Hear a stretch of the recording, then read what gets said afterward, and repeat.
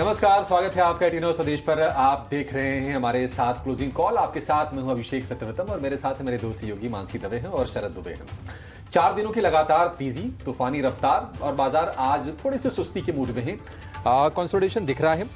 Nifty की जो गिरावट है बढ़ के हो गई है करीब 150 अंकों के आसपास की और कोशिश है आज 25,500 के सपोर्ट को बचाने की। निफ्टी की गिरावट अगर देखा जाए प्रतिशत के लिहाज से तो निफ्टी के मुकाबले आपको कम दिखेगी। सवाल यह है कि क्या बाजार में ये जो गिरावट आ रही है क्या आपके लिए खरीदारी का मौका है?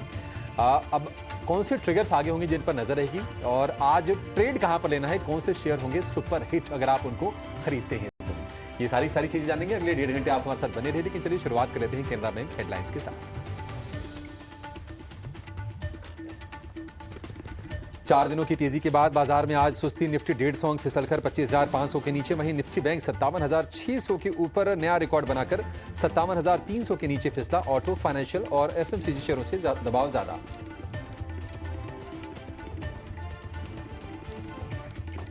ग्लोबल बाजारों से अच्छे संकेत। डाउ फ्यूचर्स 250 अंक मजबूत तो नैस्डैक फ्यूचर्स 20 अंक ऊपर। यूरोपीय बाजार भी हरे निशान में खुले। एफएमसीजी शेयरों पर दबाव ज्यादा। टाटा कंज्यूमर 3% फिसलकर निफ्टी का टॉप लूजर। मैरिको, एचयूएल और आईटीसी भी आधे से 1.5% फिसले। ऑटो शेयरों की रफ्तार पर लगा ब्रेक। मारुति, हीरो मोटोकॉर्प और टीवीएस मोटर 1.5 से 2% कमजोर। आइशर और मदरसन पर भी दबाव। सरकारी बैंकों में खरीदारी। बैंक ऑफ महाराष्ट्र, यूनियन बैंक और पीएनबी में 3 से 4% का उछाल। बीओबी और केनरा बैंक में भी मजबूती। इंडेक्स करीब 2.25% भागा। जेवी फार्मा के अधिग्रहण की डील से टोरेंट फार्मा का शेयर करीब 2% दौड़ा। वहीं डिस्काउंट पर डील से जेवी फार्मा करीब 7% टूटा। यूएसएफडीए से कैंसर की दवा को मंजूरी मिलने से एलेंबिक फार्मा करीब 11% ऊपर। वहीं पेंसिलिन जी प्रोडक्शन दोबारा शुरू करने की इजाजत से अरविंदो फार्मा का शेयर 2% से ज्यादा मजबूत। आज बंद होने वाला इंडो गल्फ क्रॉप साइंसेज का आईपीओ अब तक 6.5 गुना भरा। प्राइस बैंड 105 से 111 रुपए। मार्केट एक्सपर्ट चरण ले लाने की अवॉइड की सलाह। 2 नए एसएमई आईपीओज नीतू योशी और एडकाउंटी मीडिया का आज है दूसरा दिन। मार्केट एक्सपर्ट की दोनों ही आईपीओज में कॉशियस रहने की सलाह। आज से खुला वंदन फूड्स, मार्क लॉयर और सेडार टेक्सटाइल का आईपीओ। मार्केट एक्सपर्ट तपन दोषी ने तीनों ही आईपीओज में दी अवॉइड की सलाह।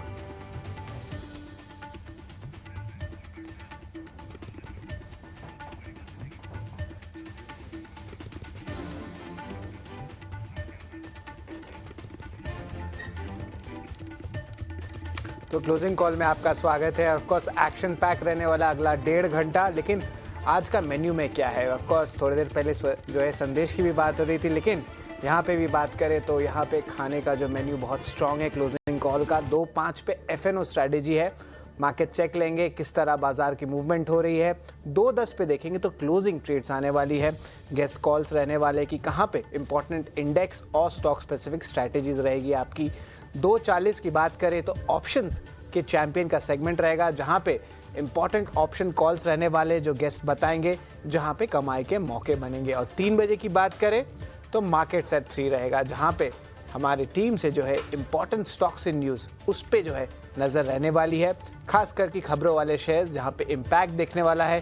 प्राइसिंग इम्पैक्ट देखिए, वॉल्यूम्स इम्पैक्ट देखिए, सारे चीज़ आपको 3 बजे के खबर में मिलेंगे। 3:10 पे बात करें तो BTST STBT ट्रेड्स हैं, जहां पे इंपॉर्टेंट ट्रेड्स बनेंगे, specially last half an hour of the day कल को लेके। और आखिर में 3:20 की बात करें तो इवेंट्स टू वॉच रहेगा, जहां पे हम बात करेंगे अहम इवेंट्स जो कवर करने वाले, खास करके कल के ट्रेड को लेके। लेकिन अब चलिए बड़ी बातें पे भी फोकस कर लेते हैं कि बाजार में बड़ी बातें कौन सी हैं। और 4 अहम बात जो है सामने आती है। स्पेशली हम बात करेंगे 4 की जो दिन की तेज़ी के बाद जो आज बाजार में सुस्ती देखने मिल रही है।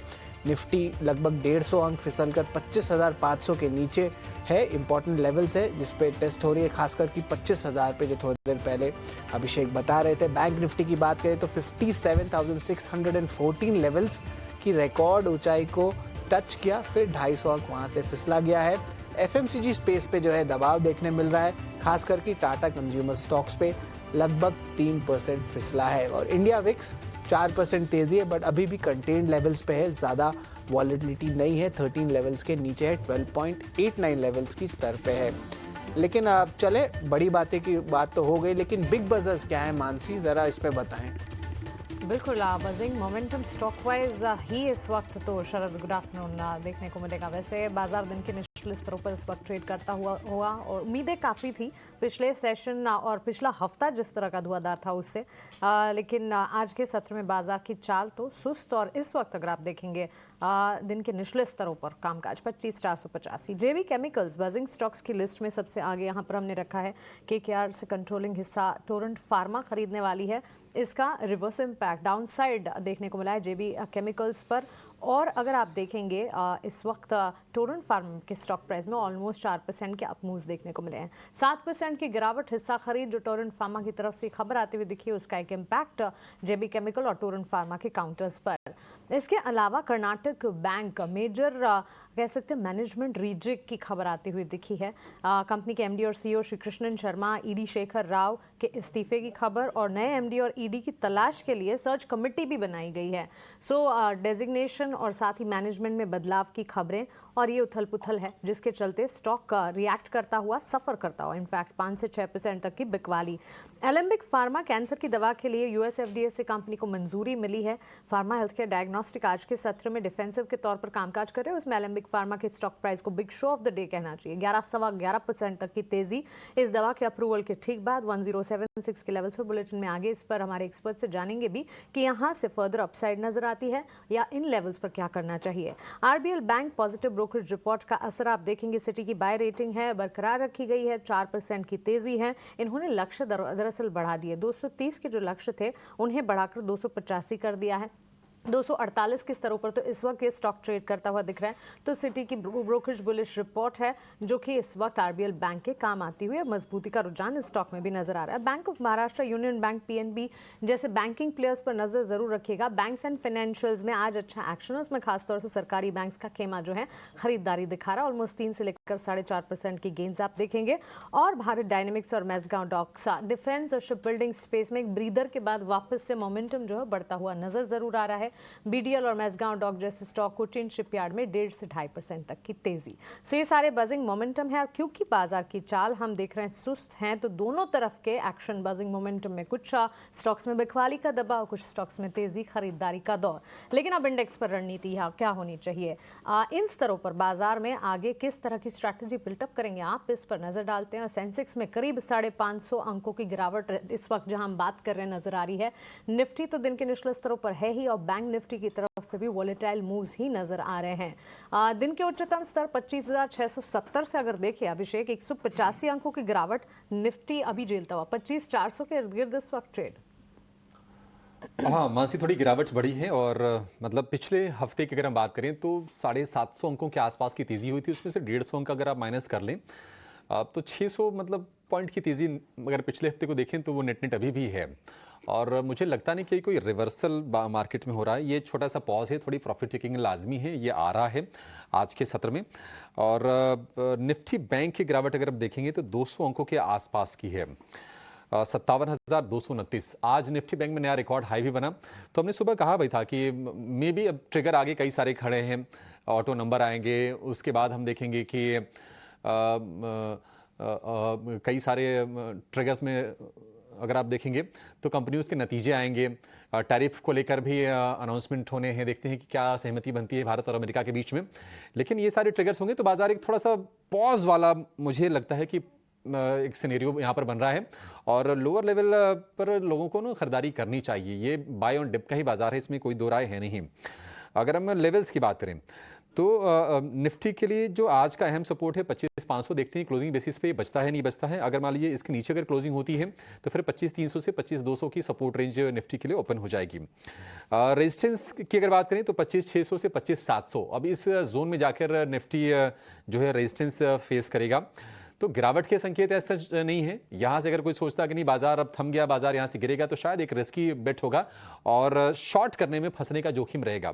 निफ्टी बैंक की बात करें तो वहाँ पर भी गिरावट की ही सलाह है और निफ्टी बैंक के लिए जो सपोर्ट का लेवल है 57,000 का सपोर्ट है और रेजिस्टेंस है 58,000 का, 1,000 पॉइंट का दायरा है। अब इसके नीचे गिरेगा तो फिर गिरावट बढ़ेगी और 58,000 मुझे लगता है कि ये पहले आएगा। आज नया हाई बना, थोड़ी प्रॉफिट टेकिंग आ रही है और प्रॉफिट टेकिंग आने की वजह ये भी देखिए सरकारी बैंक चल रहे हैं लेकिन वहाँ पर वेटेज नहीं है उनका। जिनका वेटेज है HDFC bank, ICICI bank, Kotak bank, axis bank, ये सारे के सारे बैंक जो हैं 1 से 2% के आसपास ही गिरावट दिखा रहे हैं।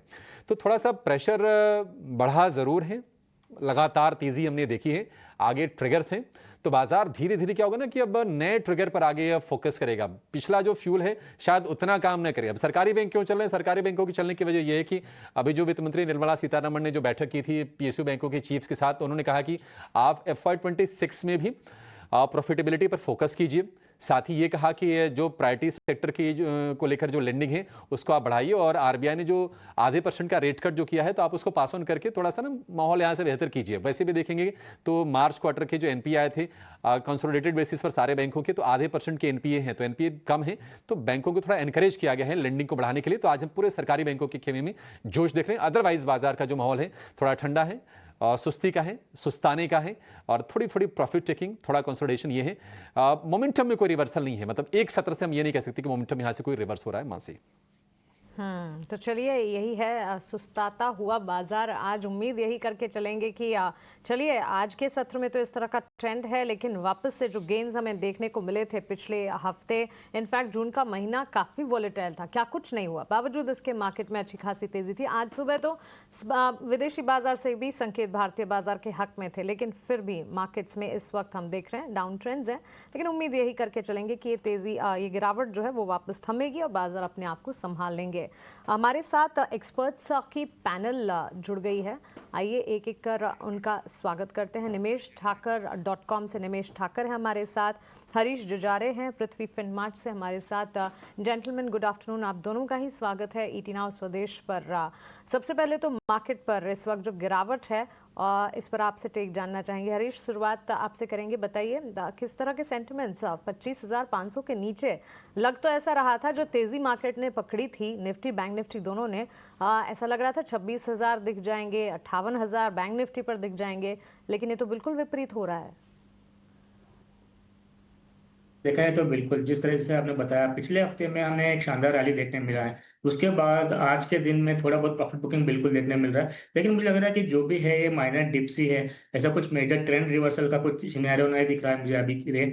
तो सपोर्ट जोन तो अभी भी निफ्टी के 25,450 के अराउंड भी है, तो मुझे लग रहा है कि अभी मल्टीपल सपोर्ट जोन से मुझे लग रहा है कि ये जो भी है माइनर डिप्स ही लग रहा है। अगर 25,450 अगर ब्रेक करता है तो फर्दर नेक्स्ट सपोर्ट बनेगा 24,300 के पास। लेकिन मुझे लग रहा है कि थोड़ा बहुत पुल बैक्स बिल्कुल देखने मिल सकता है वापस नीचे लेवल से, तो ओवरऑल तेजी का ही माहौल रहेगा निफ्टी में। मुझे लगा और अभी एक चीज है कि जिस तरीके से आज मिड कैप और स्मॉल कैप रैली कर रहे हैं, मुझे लगा कि वहाँ पे ब्रॉडर मार्केट में बिल्कुल स्ट्रेंथ है। जो मेजर्स में थोड़ा बहुत प्रॉफिट बुकिंग देखने मिल रहा है, जिस तरीके से रिलायंस वगैरह HDFC रैली हुआ था पिछले हफ्ते में, तो उसके चलते वहाँ पे थोड़ा बहुत प्रॉफिट बुकिंग देखने मिल रहा है। मुझे लग रहा है कि स्मॉल कैप और मिड कैप में अच्छा खासा तेजी भी बना हुआ है, तो ओवरऑल वहाँ से अभी भी सेंटीमेंट पॉजिटिव ही रहेगा।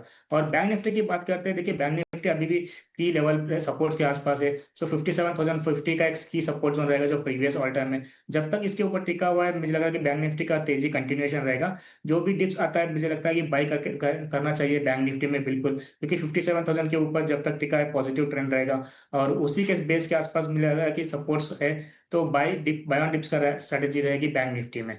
और अगर दूसरा मेरा 2 स्टॉक्स है मेरे इसमें, अगर आज के रडार पे अगर देखा जाए तो फिर से एक बार कैपिटल मार्केट के स्टॉक्स जो है मोमेंटम बिल्टअप हो रहा है, उसमें बीच में कुछ प्रॉफिट बुकिंग देखने मिला था और करेक्शन भी देखने मिला था उसके चलते।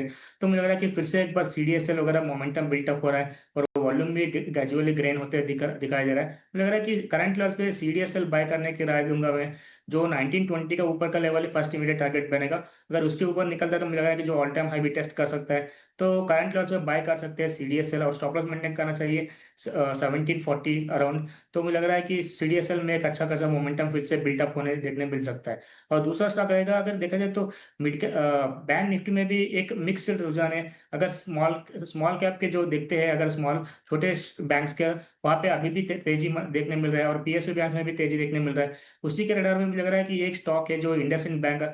इंडसइंड बैंक देखिए लास्ट कुछ दिनों से कंसोलिडेशन कर रहा था और आज के ट्रेडिंग सेशन में बिल्कुल एक ट्रेंड लाइन के ब्रेकआउट के ऊपर सस्टेन कर रहा है कन्विंसिंगली। मुझे लग रहा है कि इंडसइंड बैंक भी एक बार शॉर्ट टर्म के लिए बाइंग कर सकते हैं। ऊपर के टारगेट्स बनेंगे मेरा सबसे 925 और 960 का टारगेट्स के लिए बाइंग करना चाहिए, क्योंकि ये एक क्लियरली एक ब्रेकआउट दिया हुआ है स्टॉक और स्टॉप लॉस मेंटेन करना चाहिए 830 का क्लोजिंग बेसिस पे। जी बिल्कुल, हरीश जी के 2 पिक्स हैं। CDSL बाई रेटिंग है, टारगेट प्राइस 1920 का है, stop loss 1750। IndusInd Bank target price 925 और दूसरा target price 960, stop loss 830 levels का। लेकिन चलिए निमेश जी के पास चलते हैं। Good afternoon Nimesh ji, Sharad here. Nimesh ji जरा बताएं आपके क्या टेक्निकल पिक्स रहने वाले हैं? Very good afternoon Sharad. देखिए पीएसयू बैंक्स के आज काफी स्ट्रांग लग रहे हैं, जिस तरह से चार्ट स्ट्रक्चर भी है काफी स्ट्रांग लग रहा है। पंजाब नेशनल बैंक पीएनबी के अंदर मेरा बाय रिकमेंडेशन है। मेरा मानना है कि स्टॉक फिलहाल 110 के आसपास ट्रेड कर रहा है। नीचे की तरफ अगर 108 के आसपास आता है तो अच्छा बेट रहेगा। 106 का स्टॉप लॉस लगाना है और मेरा मानना है कि 115 तक के लेवल शॉर्ट टर्म में देखने को मिलेंगे। सेकंड थिंग, अगर इंटरेस्टिंगली आप देखो तो पीएनबी के अंदर डेली चार्ट्स के ऊपर एक reverse head and shoulder pattern का भी एक फॉर्मेशन जो है वो डेवलप हो रहा है और अभी राइट शोल्डर जो है वो इंटेक है। तो अगर यहाँ से अगर ब्रेकआउट आता है 114 115 लेवल का तो पीएनबी के अंदर भी एक बड़ी मूव देखने को मिल सकती है। तो मेरा मानना है कि 115 पहला टारगेट रहेगा और 115 के ऊपर निकलता है तो 125 तक के लेवल पीएनबी में देखने को मिलेंगे। तो काफी रिस्क रेशियो काफी फेवरेबल है। तो 106 के स्टॉप लॉस से पीएनबी के अंदर बाय रिकमेंडेशन है। ये बिल्कुल पीएनबी पे जो है बाई की रिकमेंडेशन आ रही है। हरीश सर, आपसे एक सवाल रहेगा नैटको फार्मा को लेके। यहाँ पे एक बार फार्मा स्टॉक्स पे देखिए एक अच्छी बाइंग आ रही है और ये सस्टेन बाइंग जो है शुरुआती स्तर में भी आपको देखने मिला था, जो फर्स्ट आवर ऑफ ट्रेड था वहाँ पे भी, और अभी भी मोमेंटम देखने मिल रहा है। नैटको फार्मा पे आपकी क्या राय रहेगी, क्या इंपॉर्टेंट लेवल्स हैं, ज़रा बताएं। शरद जी, एक सेल ऑफ के बाद हमने ग्रेजुअल रिकवरी देखने मिल रहा है नैटको फार्मा में। अभी देखा जाए तो एक बेस बन चुका है नैटको फार्मा में स्टॉक प्राइस के हिसाब से अराउंड 850 के अराउंड। मुझे लग रहा है कि वहां से स्टॉक ग्रेजुअली अप ट्रेंड देखने मिल रहा है। मुझे लग रहा है कि यहाँ पे हम प्रीवियसली अगर याद है तो हम लोग इसको कवर भी कर रहे थे, क्योंकि निचले लेवल्स पे बाइंग का राय भी दिया था।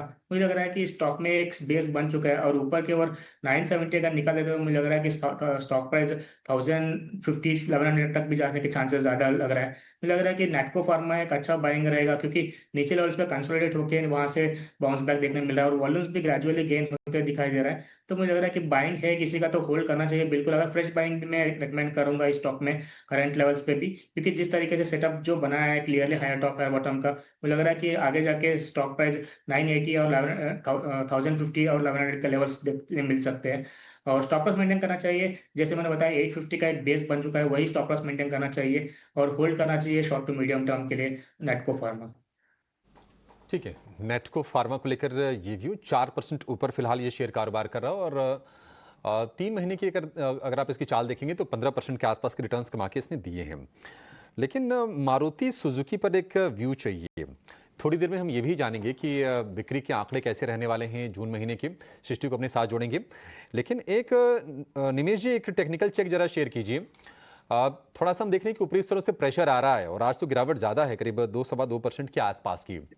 आपको क्या लगता है कि शेयर यहाँ से भी और गिर सकता है? देखिए अभी तक जिस तरह से अगर आप डेली चार्ट स्ट्रक्चर देखिए तो स्टॉक एक रेंज के अंदर घूम रहा है और कॉम्प्लेक्स चार्ट स्ट्रक्चर है। नीचे की तरफ जो सपोर्ट एरिया बन रहा है वो 100 डेज की एवरेज जो आ रही है वो अराउंड 12,250 के आसपास आ रही है। तो यहाँ से डाउन साइड मुझे ज्यादा नहीं लग रही और 200 दिन की अगर आप एवरेज देखें तो वो करीब 12,070 के आसपास आ रही है। तो यहाँ से डाउन साइड मुझे ज्यादा नहीं लग रही है और मेरा मानना है कि ये कुछ भी डीप है तो जिस तरह से स्ट्रक्चर है, एक ट्रायंगल पैटर्न भी फॉर्मेट हो रहा है तो एक support area, multiple support area stock के अंदर आ रहे हैं। तो अगर कोई भी डीप आता है यहाँ से 100-200 पॉइंट का तो एक अच्छा सपोर्ट एरिया बनेगा और वहां से ट्रेंड रिवर्सल के चांसेस जो है वो ज्यादा बनेंगे। मारुति को लेकर व्यू हो गया, लेकिन आज सरकारी बैंकों में मोमेंटम बहुत ही खास है क्योंकि चाल उलट है। प्राइवेट बैंक जितने कमज़ोर हैं उससे कहीं ज़्यादा मजबूती हम देख रहे हैं सरकारी बैंकों में। एसबीआई में भी तेज़ी लौटी। हमारे एक एक्सपर्ट थे 12:30 बजे वाले शो में, उन्होंने ऑप्शंस की स्ट्रेटजी दी, 820 वाली कॉल खरीदने की सलाह दी थी। लेकिन एसबीआई हो गया, पीएनबी हो गया, बीओबी हो गया, कैनरा बैंक हो गया, बैंक ऑफ महाराष्ट्र हो गया, तमाम बैंक्स आज ऊपर हैं और इंडेक्स की बात करें तो करीब 3.25% ऊपर इंडेक्स कारोबार करता हुआ दिखाई दे रहा है।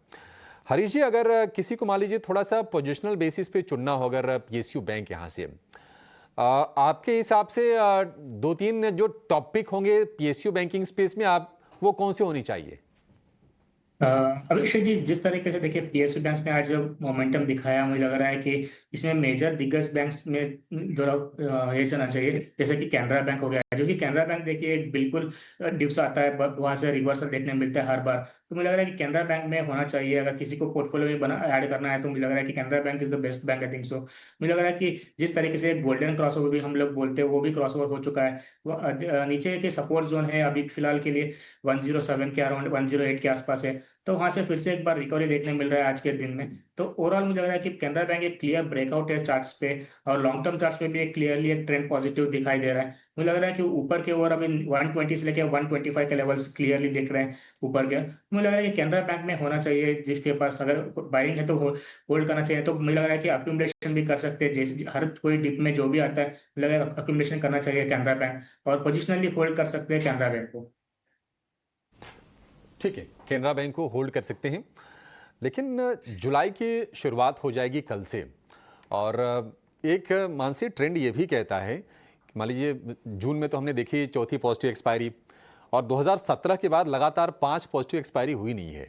तो जुलाई का ट्रेंड जरा क्या कह रहा है, कुछ आपने आंकड़े निकाले हैं, जरा बताइए। बिल्कुल अभिषेक, देखिए बाजार में इतना ज्यादा कमजोरी का रुझान आज के सत्र में दिख रहा है, लेकिन last day of the month है, कल से जैसे आप कह रहे हैं मंथ बदलेगा, जुलाई का महीना शुरू हो जाएगा, और काफ़ी इंटरेस्टिंग डेटा पॉइंट्स हमने हमारे व्यूअर्स के लिए निकाले हैं। पिछले 23 साल में जुलाई महीने का परफॉर्मेंस अगर आप देखेंगे तो वो काफ़ी मजबूत रहा है। अब सेंटिमेंट बूस्टर ही कहिए इसे, लेकिन 2002 से अब तक निफ्टी ने औसत रिटर्न जो हैं करीब 2.7% के दिए हैं, जिसमें 23 साल में सिर्फ और सिर्फ 5 बार ऐसा हुआ है कि जुलाई का मंथ जो है उसने नेगेटिव रिटर्न दिए। हम सिर्फ और सिर्फ जुलाई के महीने के परफॉर्मेंस की बात करें और हिस्टोरिकल ट्रेंड्स पिछले 23 साल में जुलाई के महीने में कैसे रहे, पॉजिटिव रहे हैं। 5 दफ़ा ऐसा हुआ है 23 सालों में कि जब जुलाई के मंथ ने नेगेटिव रिटर्न्स दिए हों।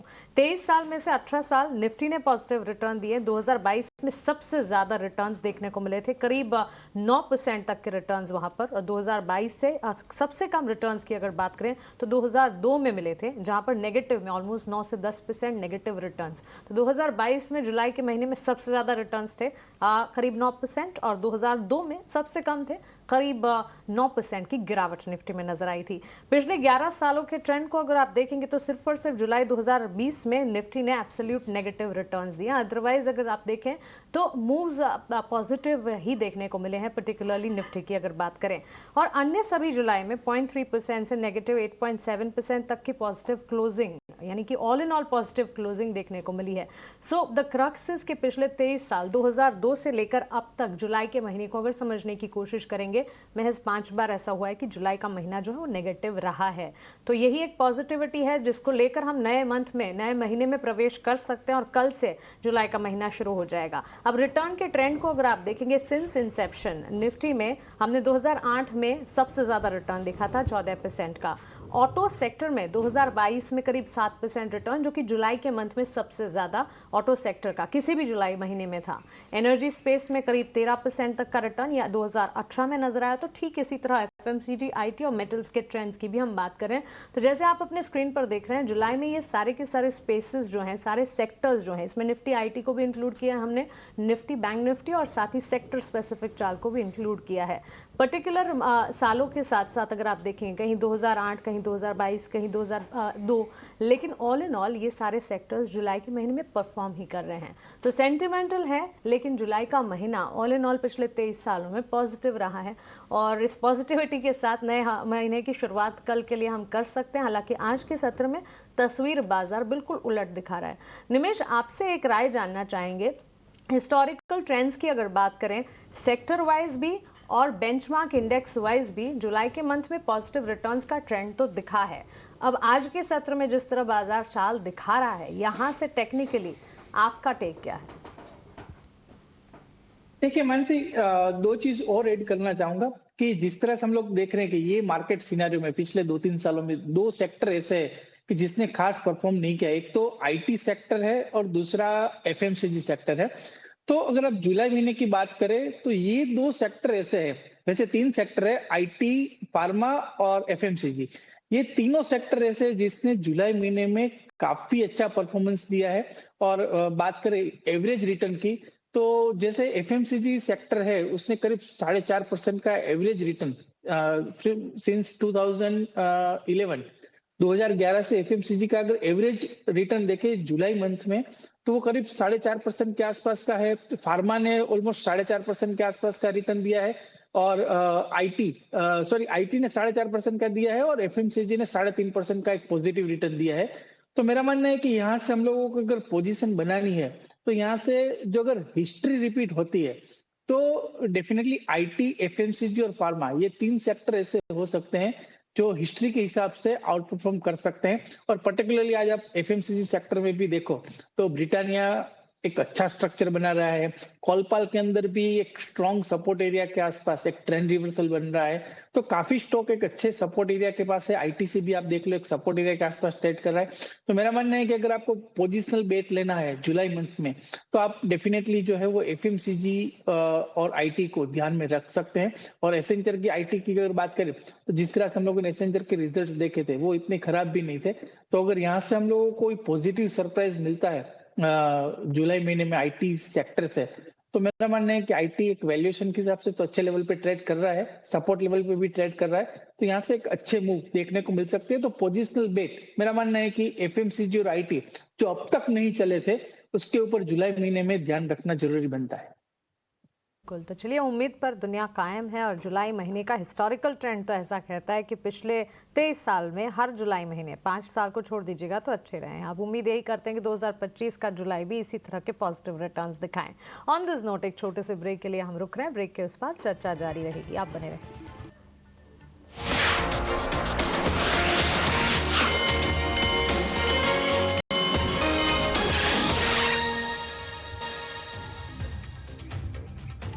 स्वागत है आपका क्लोजिंग कॉल में। और ऑफ कोर्स बाजार की बात करें तो यहाँ पे जो है गिरावट आपके बेंचमार्क इंडिसेस में जो है गिरावट देखने मिल रही है।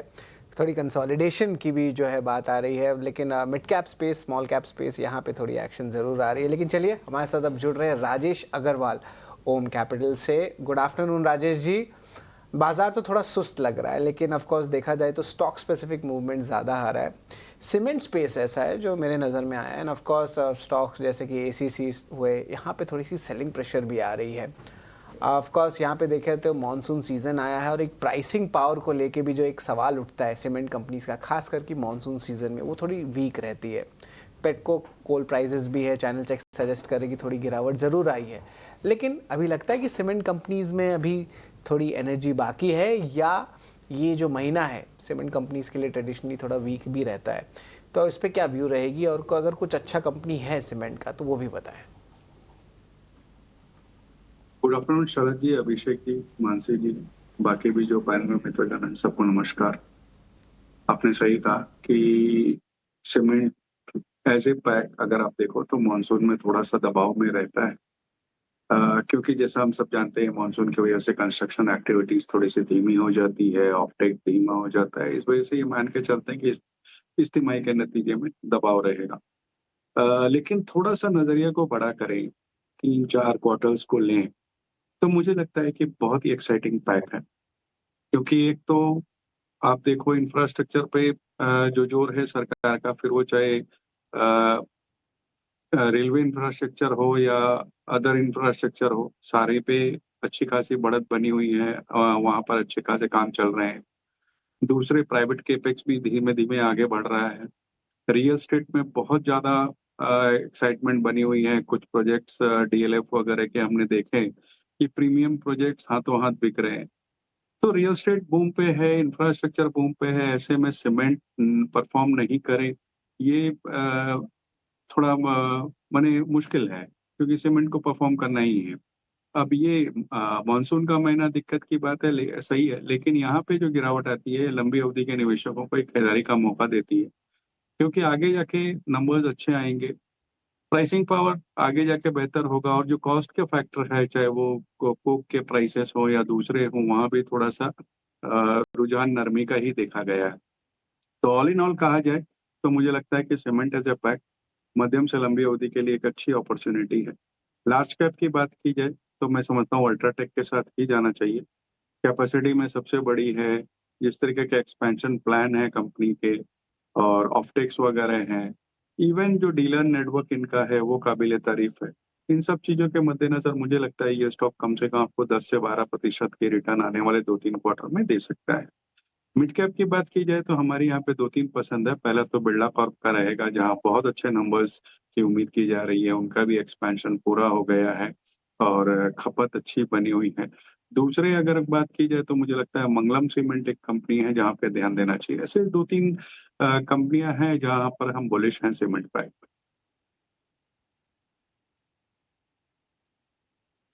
बिल्कुल यहाँ पे of course important tech UltraTech cement topic रहेगी राजेश जी की, लेकिन यहाँ पे एक बार हरीश टाटा कंज्यूमर को लेके आते हैं। यहाँ पे देखें तो आप कह सकते हैं कि स्ट्रॉन्ग शॉर्ट बिल्डअप देखने मिल रहा है। स्टॉक 3% गिरा है। One of the top losers आपका एफएमसीजी पैक में भी है और एफएनओ सेगमेंट में भी है। अब यहाँ पे क्या राय रहेगी? ऑफकोर्स क्वेश्चन उठ रहे हैं कि कंजम्पशन अभी तक पूरी तरह पिकअप नहीं हुआ है, खास करके रूरल सेगमेंट को देख के कि अभी भी जो है जिस तरह बारिश आएगी उसके बाद कंजम्पशन नंबर्स आएंगे, तो यहाँ पे टेक्निकल सेल ऑफ देखने मिल रहा है कि और सस्टेन सेलिंग देखने मिल सकता है टाटा कंज्यूमर पे। शरद जी, अगर टाटा कंज्यूमर की स्टॉक स्ट्रक्चर देखते हैं तो नीचे लेवल से पिछले हफ्ते में एक अच्छा रिकवरी देखने मिला था, ऑलमोस्ट 1050 से लेके 1150 तक। लेकिन मुझे लग रहा है कि जो भी है सेटअप है अभी भी लोअर टॉप लोअर बॉटम अभी भी इंटैक्ट है। तो एग्जैक्टली रेजिस्टेंस टेस्ट किया था पिछले हफ्ते में, वहां से फिर से एक बार प्रॉफिट बुकिंग देखने को मिल रहा है।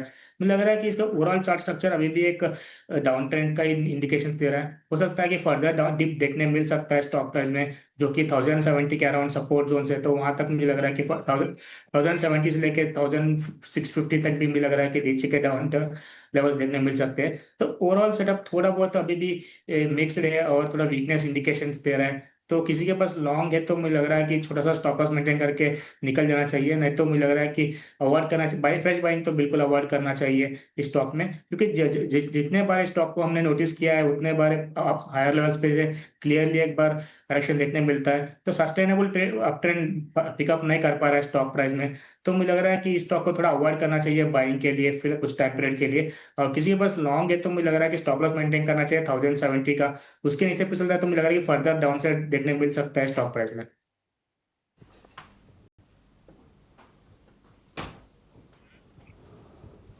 ये बिल्कुल यहाँ पे जो है इम्पोर्टेंट लेवल्स टाटा कंज्यूमर को देख के, लेकिन ऑफ कोर्स यहाँ पे जो है थोड़ी देर पहले मारुति की जिक्र भी जो है अभिषेक ने की थी, लेकिन ऑटो सेल्स भी आने वाले हैं थोड़ी देर में। सृष्टि हमें बताएंगी क्या प्रीव्यू होने वाला है टू व्हीलर को लेके, लेकिन थोड़ा बुलिश नज़रिया ज़रूर लग रहा है। लेकिन आज देखें hero MotoCorp one of the top losers भी है, लगभग 2.5% की गिरावट आई है। हरीश ज़रा बताएंगे हीरो मोटोकॉर्प पे आपकी क्या राय रहेगी? यहाँ पे कुछ एक ट्रेड बनता है, क्योंकि यहाँ पे तो एक्सपेक्टेशंस है, अगर नंबर्स की बात करें तो ये तो स्ट्रेंथ लग रहा है क्योंकि आपका मानसून सीजन भी है। लेकिन आज देखिए गिरावट आ रहा है, 4200 लेवल्स के नीचे है। हीरो मोटोकॉर्प पे आपकी क्या राय रहेगी हरीश? शरद जी, हीरो मोटोकॉर्प से देखिए लास्ट कुछ दिनों से कंसोलिडेशन में है बिल्कुल। 4450 के अराउंड 200 डेमलिंग एवरेज है, उसके ऊपर निकलने के लिए कोशिश मल्टीपल टाइम्स किया है लेकिन उसके ऊपर निकल नहीं पा रहा है। मुझे लग रहा है कि जब तक कि क्लियरली उसके ऊपर नहीं निकलता है तो स्टॉक और कंसोलिडेशन में कंटिन्यू रह सकता है। तो ओवरऑल मुझे थोड़ा लग रहा है और साइडवेज कंसोलिडेशन कंटिन्यू रहेगा। नीचे के साइड में देखते हैं तो सपोर्ट जोन्स 4180 के अराउंड है। तो 4180 के नीचे पिछला तो फर्दर डाउन टिक देखने मिल सकता है। ओवरऑल मुझे लग रहा है कि अभी भी की रेजिस्टेंस के ऊपर ही बाय करना चाहिए। जो 4450 का लेवल है उसके ऊपर निकलता है तब भी जाके फ्रेश बाइंग देखने मिल सकता है, नहीं तो मुझे लग रहा है कि साइडवेज से वीकनेस ही रहेगा ट्रेंड फर्दर टाइम पीरियड के लिए। Momentum for the time being रह सकता है हीरो मोटोकॉर्प। ऑटो बिक्री से ठीक पहले ऑटोमोबाइल पैक की चाल में सुस्ती तो नज़र आ ही रही है और मिले जुले ऑटो बिक्री के आंकड़े आने का अनुमान है। पूरी की पूरी एनालिसिस थोड़ी देर में सृष्टि लेकर हमारे साथ जुड़ेंगी ज़रूर, लेकिन निफ्टी ऑटो इंडेक्स पर भी एक नज़र होनी चाहिए। इस वक्त अगर आप देखेंगे ऑटो, एफएमसीजी, मेटल और रियल एस्टेट, ये कुछ पॉकेट्स हैं जहां से बिकवाली का दबाव देखने को मिला है। सृष्टि है हमारे साथ, आइए उनसे जानते हैं कि ऑटो बिक्री के आंकड़े कैसे रह सकते हैं, एक्सपेक्टेशंस क्या हैं। सृष्टि बताएं, ऑटो बिक्री के आंकड़ों से किस तरह की उम्मीदें हैं इस बार?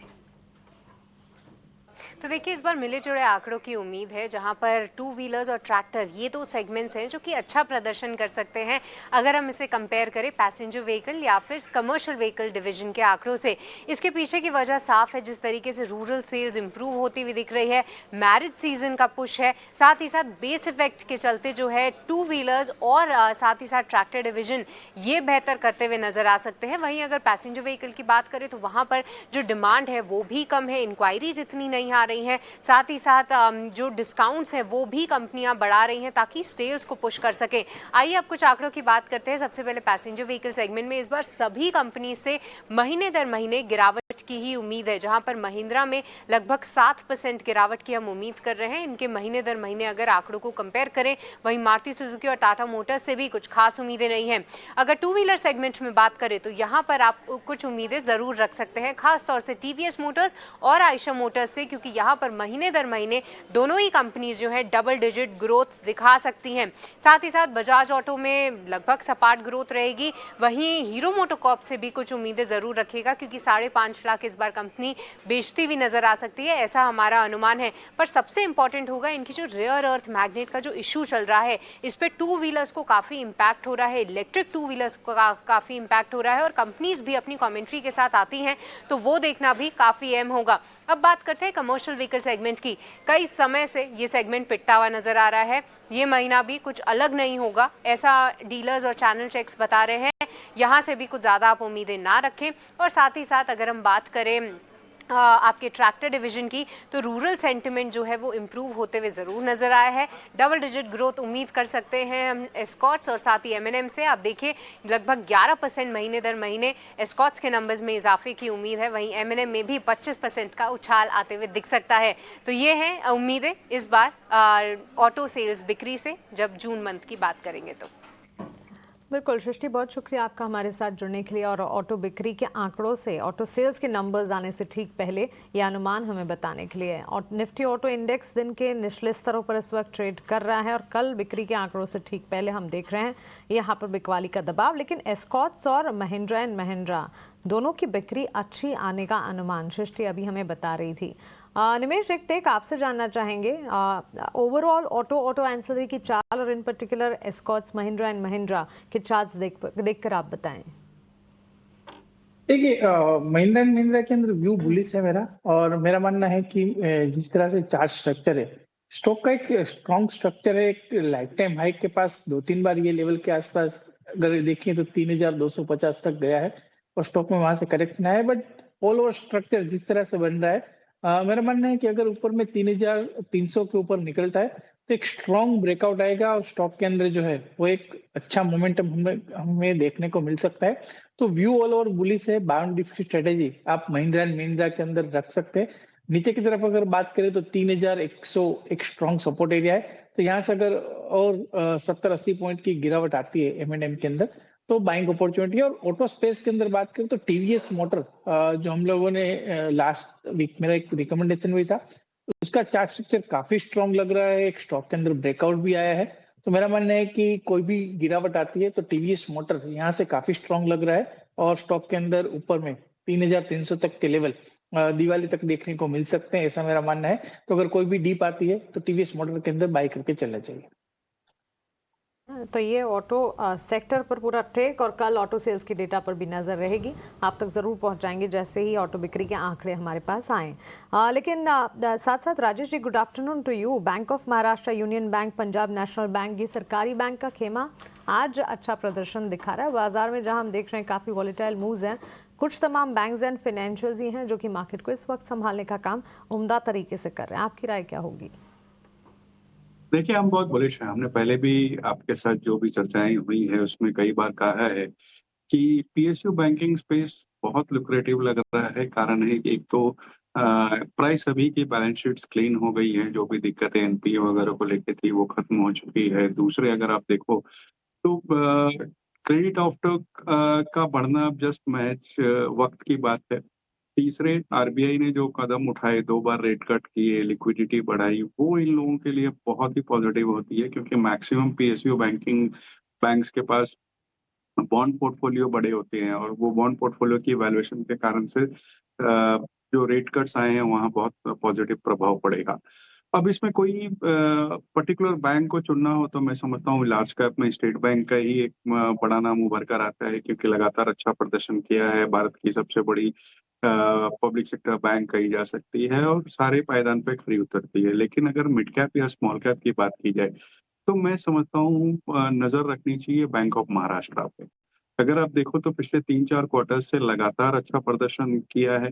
फिर वो चाहे एडवांसेस का हो, डिपॉजिट्स का हो, एनआईएम्स का हो, एसेट क्वालिटी का हो, सारे पायदान पर खरी उतरती है। पिछले दिनों उन्होंने कुछ क्यूआईपी करके भी पैसे उठाए थे अपने रेशियोज ठीक करने के लिए। और अब ऐसा भी लग रहा है कि शेयर होल्डिंग पैटर्न जो है 75% से नीचे करने के लिए हो सकता है कि दोबारा से कुछ डाइल्यूशन हो। और सबसे अच्छी बात है कि वीकेंड पे ऐसी न्यूज़ आई कि शायद मीडिया के हवाले से मैंने देखा था कि एफएम साहिबा ने ऐसे कहा है कि जितने भी सरकारी बैंक है उन्हें अपनी सब्सिडीज को लिस्ट करा करके मोनेटाइज करना चाहिए। तो वो भी एक प्रभाव पड़ा हुआ है आज के बाजार में, जो पीएसयू बैंक्स में हलचल दिख रही है। लेकिन मैं समझता हूँ कि अगर मध्यम से लंबी अवधि का नजरिया हो और किसी को निवेश करना हो तो बैंक ऑफ महाराष्ट्र छोटे स्टॉक में बहुत अच्छा पड़ता है। कम से कम 70 रुपए के टारगेट यहाँ मान के हम आने वाले 1 साल में चल सकते हैं। सरकारी बैंकों में मोमेंटम है और अगर आपको चुनना है तो एक शेयर बैंक ऑफ महाराष्ट्र हो सकता है 70 रुपए के यहां से भी टारगेट के लिए 5% की शानदार तेजी आज के सत्र में देखने को मिल रही है। लेकिन चलिए जरा ये समझ लेते हैं कि 4 दिनों की जो तेजी पर बाजार में ब्रेक लगी है इसको कैसे देखें और वायदा के जो आंकड़े हैं वो किस तरह की तस्वीर दे रहे हैं। हमारे सहयोगी पुलकित हमारे साथ हैं स्टूडियो में। पुलकित बताइए क्या है एफएनओ का चेक, कहाँ पर पोजीशंस बदल रही हैं और कैसे संकेत मिल रहे हैं? जी अभिषेक जी, तो डेटा पे बात करें जो इंडिया विक्स है वो थोड़ा बढ़कर आया है, करीब 4.5% की वृद्धि हुई है और 12.9 के ऊपर अभी है। पीसीआर की बात की जाए 0.62 है। ऑब्वियस सी बात है क्योंकि थोड़ी सी सेलिंग आई है तो ये थोड़ा घटेगा। मोस्ट एक्टिव पुट की बात की जाए तो 25,600 पर है और अगर मोस्ट एक्टिव कॉल की बात करें तो वो भी 25,600 के ऊपर ही है।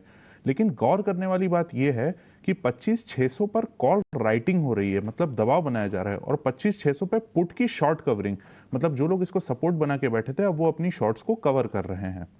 बैंक निफ्टी की बात कर लेते हैं तो इसका पीसीआर लगभग 1.02 पर है और हाईएस्ट कॉल ओपन इंटरेस्ट और पुट का ओपन इंटरेस्ट दोनों का दोनों ही 56,000 के ऊपर है। एक चीज जो गौर करें ध्यान से दर्शक, यहाँ पर निफ्टी ने अपना जो पुराना फ्राइडे का जो लो था 25,523 का उसको तोड़ दिया है। अब यहाँ पे मार्केट लगभग 25,500 के आसपास ट्रेड कर रहा है। बहुत देर तक अगर इसके नीचे रहता है तो 25,500 पे जो लोग हाईएस्ट पुट राइटिंग करके बैठे हैं वो लोग अभी अपनी अपनी पोजीशंस को कवर करने के लिए थोड़ा सा घबराएंगे और हो सकता है मार्केट और ज़्यादा नीचे जाए। हालांकि मार्केट ने थोड़ा सा अपना सेंटीमेंट तो नेगेटिव कर ही दिया है, लेकिन अभी देखते हैं अगर क्लोजिंग 25,500 के ऊपर आ जाती है तो कोई बहुत ज़्यादा घबराने वाली बात नहीं है। एफ&ओ बैन की बात कर लें तो अभी एक एंट्रेंट आज जो हो सकता है वो आरबीएल बैंक हो सकता है क्योंकि इसकी मार्केट वाइड पोजीशन लिमिट लगभग 95% के ऊपर जा चुकी है। तो अभिषेक जी, ये था एफ&ओ के सेटअप के बारे में, किस तरह से मार्केट अपना भाव बना रहा है। ठीक है, बहुत शुक्रिया पुलकित आपका ये सारे के सारे आंकड़े सामने रखने के लिए और बताने के लिए कि बाजार का डायरेक्शन यहाँ से क्या लग रहा है एफ&ओ के आंकड़ों के चलते। थोड़ी देर पहले बैंकिंग की बातचीत चल रही थी, एक और बैंक को जरा सामने लेकर आएंगे और वो है आईडीबीआई बैंक। ये जो शेयर है हम देख रहे हैं कि 3-3.5% के आसपास की तेजी है और 11 महीने के हाईस पर ये पहुंच गया है और खबरें ये आ रही हैं कि अब जल्द ही इसके निजीकरण को लेकर बोलियां मंगाई जाएंगी। सरकार और एलआईसी इसके लिए फाइनेंशियल बिड्स मंगाएंगे, ऐसी खबरें चल रही हैं मीडिया में। आईडीबीआई बैंक इसको लेकर व्यू राजेश जी आपसे ही चाहिए, कैसे देखते हैं? काफ़ी लंबे समय से ये प्रक्रिया चल रही है, बातचीत चल रही है, शेयर भाव में हाल फिलहाल हम उछाल देख रहे हैं, पिछले 6-7 सत्र से लगातार ये शेयर चल रहा है। आपको लगता है कि अब जो कुछ होना है अब बहुत दूर नहीं है और आईडीबीआई बैंक एक प्राइवेट बैंक होने के लिए तैयार है? देखिए, कहना मुहाल है क्योंकि ये जो खबरें हैं निजीकरण की, एलआईसी अपना स्टेक निकालेगी, ये पहले भी कई बार हम सुन चुके हैं। तो जब तक कोई अच्छी बोलियां नहीं आएंगी तब तक मुझे लगता है कि ये मामला थोड़ा सा उलझता ही रहेगा। हो सकता है हो जाए, बट मैं बहुत ज्यादा उत्साहित नहीं हूँ इस खबर को लेकर के। जहां तक वैल्यूएशन की बात है, मुझे लगता है कि 100-110 के बीच में जो ऑप्टिमम वैल्यूएशन हो गए, अभी ये कॉर्पोरेट एक्शन होगा तभी यहाँ से कोई बड़ा अपसाइड होगा। तो नई खरीदारी की इस वक्त सलाह नहीं रहेगी और देखते हैं किस तरीके से खबरों का सिलसिला चलता है। अगर निजीकरण होता है तो हो सकता है कि समीकरण बदल जाए, लेकिन इस वक्त जो वैल्यूएशन पे है वहां पे नई खरीदारी की इस वक्त हम कोई सलाह इसमें नहीं दे रहे हैं। जब होंगी चीज़ें तो देखा जाएगा, फिर से आपको गाइड करेंगे, समीक्षा करेंगे खबर की, शेयर की।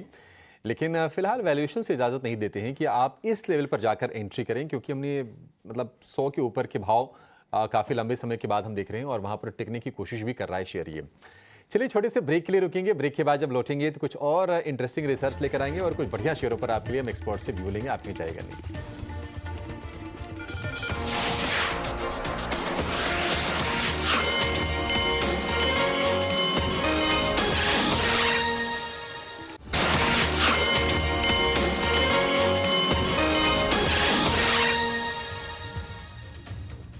ब्रेक के बाद स्वागत है आपका। आप देख रहे हैं क्लोजिंग कॉल। और बेंचमार्क्स में भले ही कमजोरी हो, दिन के निचले स्तरों पर निफ्टी, बैंक निफ्टी में उतार चढ़ाव के बीच कमजोरी का ट्रेंड नजर आ रहा हो, लेकिन ब्रॉडर मार्केट्स में मिड कैप जो है वो दिन के उच्चतम स्तर पर इस वक्त करीब 400 अंकों की मजबूती के साथ ट्रेड करता हुआ, और साथ ही स्मॉल कैप पर भी एक नज़र होनी चाहिए। बेंचमार्क्स के मुकाबले आज ब्रॉडर मार्केट्स हैं जो कि मार्केट में पार्टिसिपेट कर रहे हैं और इन पर्टिकुलर मिड कैप से आउट परफॉर्मेंस हाथ लगी है।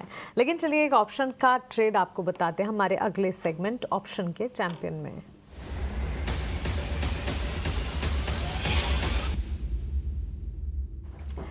एंजल वन से ओशो कृष्णन हमारे साथ जुड़ गए हैं अपनी ऑप्शन की रणनीति लेकर। ओशो, गुड आफ्टरनून, बताएं।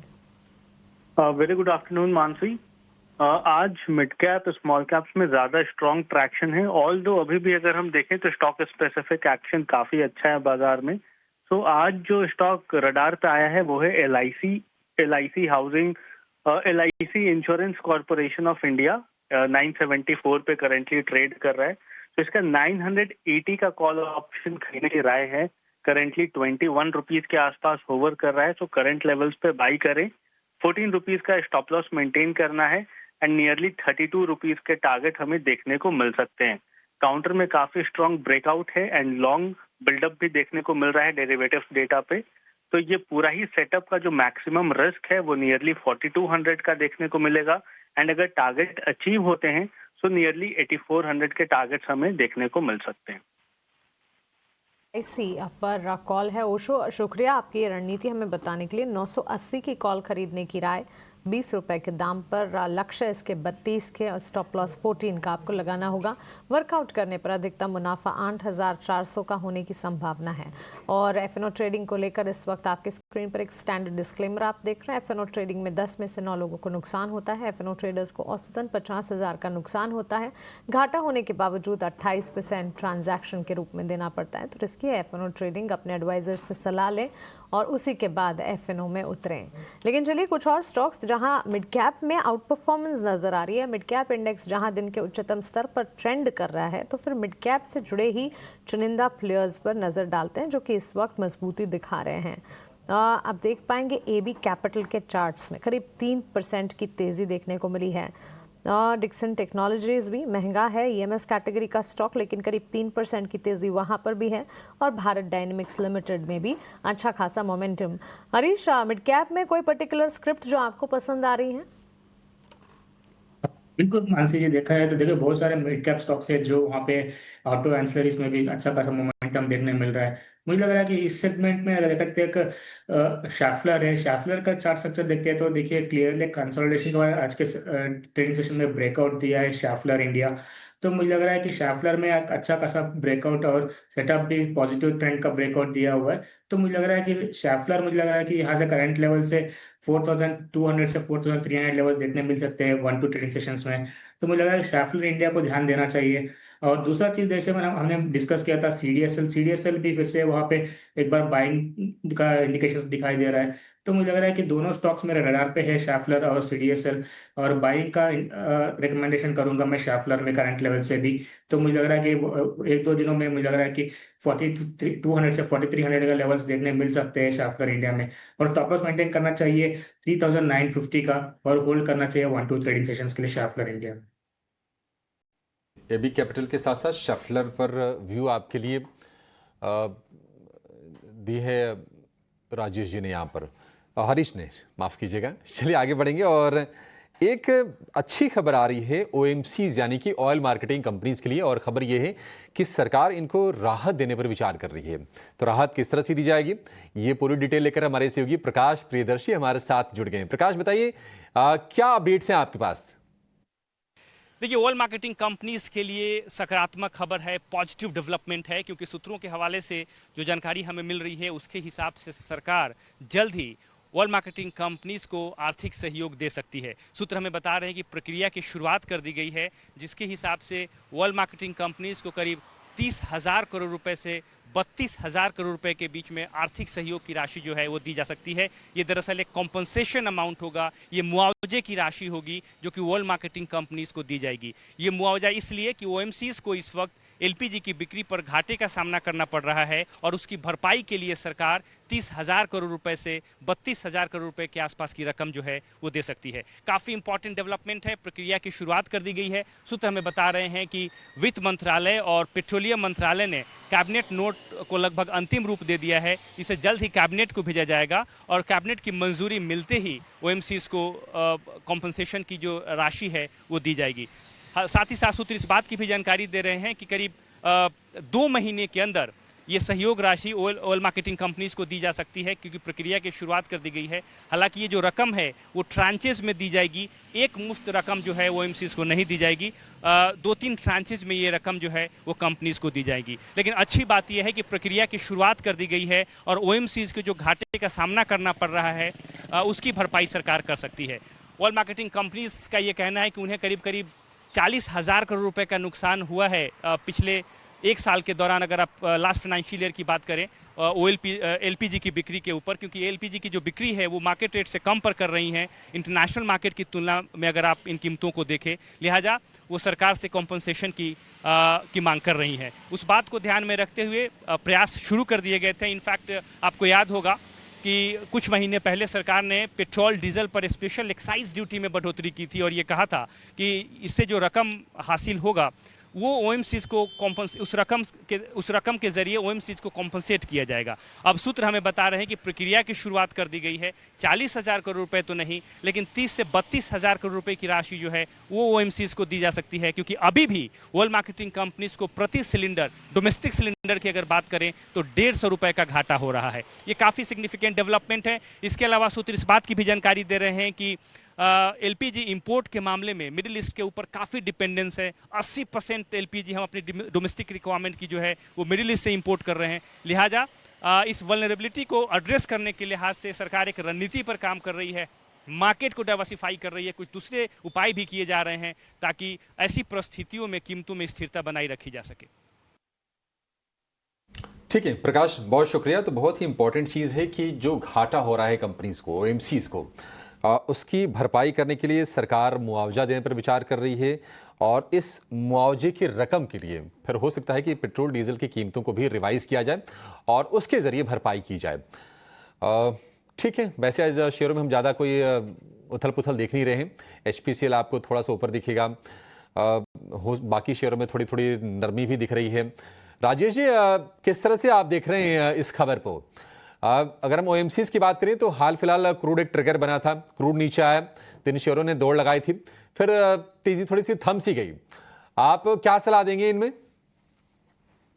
देखिए, इसमें लंबी अवधि के कोई निवेशक हो तो बने रहने की सलाह है, गिरावट में खरीदारी की सलाह है, क्योंकि अगर आप देखो तो फिर वो चाहे HPCL, BPCL, IOC कोई भी हो, कंपनी अपने इंट्रिंसिक वैल्यू से बहुत नीचे ट्रेड करती है।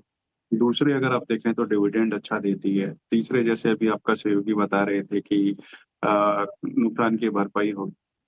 और सबसे अच्छी बात यह है कि क्रूड में नरमी, क्रूड को अगर आप देखें तो पिछले कई महीनों से $60-70 के बीच में ट्रेड कर रहा है, जो कि बहुत ही फायदेमंद है ऑयल मार्केटिंग कंपनीज के लिए। बीच में जो इजराइल वाली लड़ाई चालू हुई थी उस समय थोड़ा सा स्पाइक अप हुआ था, लेकिन वापस से कूल डाउन हुआ है।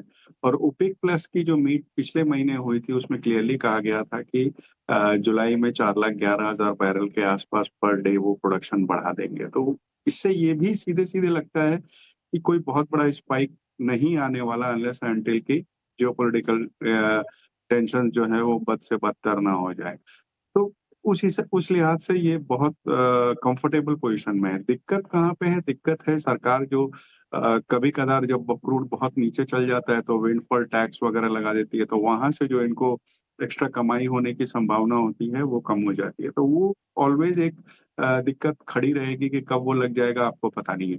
तो अगर उसको दरकिनार करा जाए तो वैल्यूएशन के लिहाज से, डिविडेंड के हिसाब से मुझे लगता है कि लंबी अवधि के लिए आईओसी और बीपीसीएल ये 2 स्टॉक है जहां ध्यान देना चाहिए।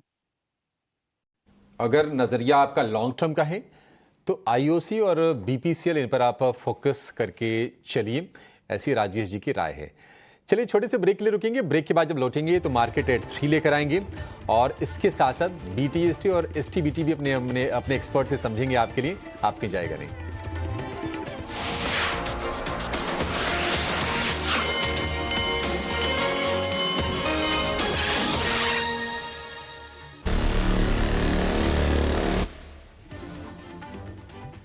मार्केट्स एट 3 इस वक्त during the entire session exchanges पर कई सारी खबरें आई हैं, उनमें से इंपॉर्टेंट खबरें हमने आपके लिए छांटी हैं। आनंद शुक्ला हमारे सहयोगी जुड़ गए हैं वो सारी खबरें लेकर।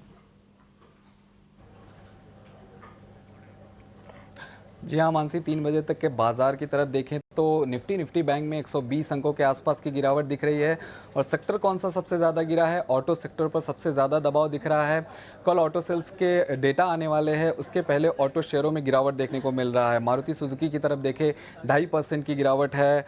इसके अलावा हीरो मोटो भी 2% गिरा हुआ है और M&M भी 1% गिरावट पर कारोबार कर रहा है। पर सरकारी बैंकों में अच्छी खरीदारी दिख रही है। सरकारी बैंकों में बैंक ऑफ महाराष्ट्र की तरफ देखें 4% से ज़्यादा की तेज़ी दिख रही है। PNB भी 4% के आसपास की तेज़ी दिखा रहा है। साथ ही साथ बैंक ऑफ बड़ौदा में 3% की तेज़ी देखने को मिल रही है। वॉल्यूम कहाँ ज़्यादा है? आवास फाइनेंशियर का शेयर देखें 7% की शानदार तेज़ी दिख रही है शेयर में और वॉल्यूम जो है औसत से करीब 8 गुना ज़्यादा दिख रहा है। इसके अलावा JB केमिकल में टोरेंट जो है हिस्सा खरीदेगी, ये खबर थी। इसी के चलते शेयर में 6 से 7% की आज गिरावट देखने को मिल रही है और वॉल्यूम जो है वो औसत से करीब 5 गुना ज़्यादा दिख रहा है। भेल की तरफ देखें तो अदानी पावर से ऑर्डर मिला है, हरे निशान में शेयर कारोबार कर रहा है और वॉल्यूम जो है औसत से 3 गुना ज़्यादा यहाँ भी देखने को मिल रहा है।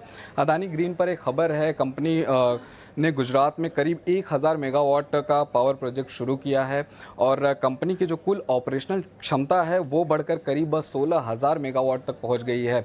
इसी के चलते शेयर में पॉजिटिव एक्शन आज देखने को मिल रहा है। अंत में एक ब्रोकरेज रिपोर्ट की बात करें तो RBL बैंक पर सिटी की ब्रोकरेज रिपोर्ट आई है, बुलिश ब्रोकरेज रिपोर्ट आई है, खरीदारी की राय दी है और लक्ष्य बढ़ा दिया है। लक्ष्य 230 से बढ़ाकर 285 रुपये कर दिया है। इसी के चलते शेयर में देखें तो 4% के आसपास की तेज़ी देखने को मिल रही है। तो 3 बजे तक के ये सारे अपडेट्स हैं जिनकी वजह से इन सारे शेयरों में एक्शन देखने को मिल रहा है। बहुत शुक्रिया आपका ये सारे के सारे अपडेट्स हमें बताने के लिए। RBL बैंक करीब 4% की तेज़ी और सिटी की पॉजिटिव रिपोर्ट, टारगेट्स भी बढ़ाए हैं और उसी का असर इस वक्त आप स्टॉक प्राइस मूवमेंट में देख रहे हैं। हमारी पैनल पर एक और एक्सपर्ट अमोल आठवले जुड़ गए हैं, आइए उनका स्वागत करते हैं, उनसे उनके स्टॉक स्पेसिफिक रिकमेंडेशंस जानते हैं। Amol, good afternoon. शुरुआत आपके ट्रेडिंग आइडियाज़ के साथ। जी नमस्ते एंड गुड आफ्टरनून। बजाज फिंसर के साथ जाना चाहूंगा। पोजिशनल पॉइंट ऑफ व्यू से देख रहा हूँ 2048 के आसपास चल रहा है। पोजिशनली टारगेट निकल के आ रहे 2150 के और स्टॉप लॉस रहेगा उसका 2000 रुपीज का। एक डिसेंट फॉर्मेशन में है, आज इतना गिरा भी नहीं है, करेक्शन भी नहीं है। ओवरऑल डेली और वीकली फॉर्मेशन अगर हम देखते हैं तो स्टॉक में अभी भी पॉजिटिव ट्रेंड बना हुआ है। मुझे लगता है अगर टेक्निकल बाउंस बैक मार्केट में आता है तो बजाज फिंसर में भी एक फ्रेश अप ट्रेंड रैली आने के चांसेस यहाँ से चार्ट्स पे दिख के आ रहे हैं। दूसरा मैं फेडरल बैंक के साथ जाना चाहूंगा। 213 के आसपास मैंने पिक किया था, अभी थोड़ा सा ऊपर है। पोजिशनली टारगेट निकल के आ रहे हैं 228 और 230 के और स्टॉप लॉस रहेगा उसका 207 का। एक consistent higher high higher lows formation stock ने मेंटेन रखा है। 20 डे सिंपल मूविंग एवरेज के ऊपर कंफर्टेबली ट्रेड हो रहा है। आई थिंक ओवरऑल सेटअप अच्छा है, शायद एक आध दिन का कंसोलिडेशन देखने को मिल सकता है, बट जब तक 207 के ऊपर है मुझे लगता है पोजिशनली अब ट्रेंड जो है वो कंटिन्यू रहने के चांसेस ज्यादा लग रहे हैं।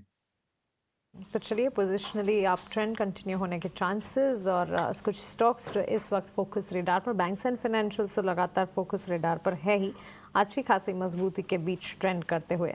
कुछ और स्टॉक्स पर नज़र डालते हैं जहां पर गिरावट इस वक्त देखने को मिली है। हम देख रहे हैं हेल्थ केयर डायग्नोस्टिक स्पेस में तो मिक्स व्यूज़ हैं, लेकिन रिलायंस के स्टॉक प्राइस को देखिए, करीब 1% की गिरावट के साथ ये स्टॉक 1500 के नीचे इस वक्त ट्रेड करता हुआ। 1499 टू बी प्रिसाइज और निचले स्तरों पर दिन के इस वक्त। हरीश, आपसे एक टेक रिलायंस पर जानना चाहेंगे। से कुछ दिनों के पिछले हफ्ते और कुछ दिनों से एक अच्छे लेवल से रिकवरी देखने मिल रहा था रिलायंस में। आज थोड़ा बहुत प्रॉफिट बुकिंग इंडिकेशन दे रहा है। और दूसरा चीज़ है कि अगर देखा जाए तो टेक्निकली अभी भी 50 के अराउंड रेजिस्टेंस जोन है, तो मुझे लग रहा है कि वहां तक और फर्दर रैली देखने मिल सकता है। तो मुझे लग रहा है कि ऐसा क्लियर कि कोई टर्न अराउंड नहीं दिख रहा है अभी भी। ओवरऑल अभी भी सेंटीमेंट पॉजिटिव इंडिकेशंस दे रहा है। तो मुझे लग रहा है कि आज का जो है सिर्फ एक माइनर प्रॉफिट बुकिंग इंडिकेशन दे रहा है, क्योंकि लगातार 3 दिन का रैली देखने मिला था पिछले हफ्ते में। तो अभी भी सपोर्ट जोन देखा है तो 1480 1475 के अराउंड है मिनिमम यहाँ पे रिलायंस के लिए। तो मुझे लगा कि ओवरऑल ट्रेंड अभी भी पॉजिटिव इंडिकेशन दे रहा है। ऊपर के और रेजिस्टेंस की बात करते हैं तो 1040 से 1540 से लेकर 1550 के आसपास तक है। तो ओवरऑल ट्रेंड पॉजिटिव ही है मेरे हिसाब से। और अभी भी किसी के पास बाइंग है तो होल्ड करना चाहिए। ये जो भी है डिप से प्रॉफिट बुकिंग देखने मिल रहा है शॉर्ट टर्म में, ओवरऑल तेजी कंटिन्यू रहेगा आगे भी जाके कंटिन्यू रहेगी। ये राय रिलायंस पर बनती हुई आज के सत्र में 1500 के लेवल्स के इर्द गिर्द ये ट्रेड करता है। पोजीशन से तो इंटैक्ट जरूर रखिएगा।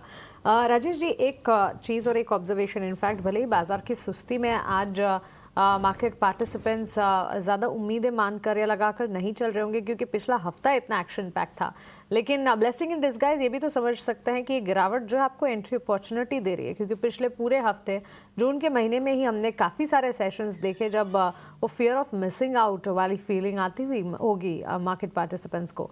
इस वक्त अगर आप देखें रियल एस्टेट बकेट है, ऑटो है, मेटल है, FMCG, मेटल में लगातार शाइन्स दिखी है, ये गेंस फ्रिजल आउट होते हैं आज। कोई पर्टिकुलर फंडामेंटली सेगमेंट, सेक्टर या स्टॉक स्पेसिफिक राय आप देना चाहें जहां गिरावट में पोर्टफोलियो में एडिशंस करने की कोशिश करनी चाहिए?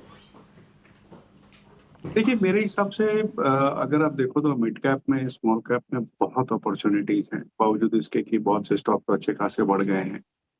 कुछ एक स्टॉक्स की बात की जाए तो सबसे पहले तो LIC के साथ ही जाना चाहूंगा। LIC ने अगर आप देखें तो IPO के बाद कुछ खास करके नहीं दिया, बावजूद इसके कि देश की सबसे बड़ी लाइफ इंश्योरेंस कंपनी है, करीब 60% से ऊपर का इनका मार्केट शेयर है।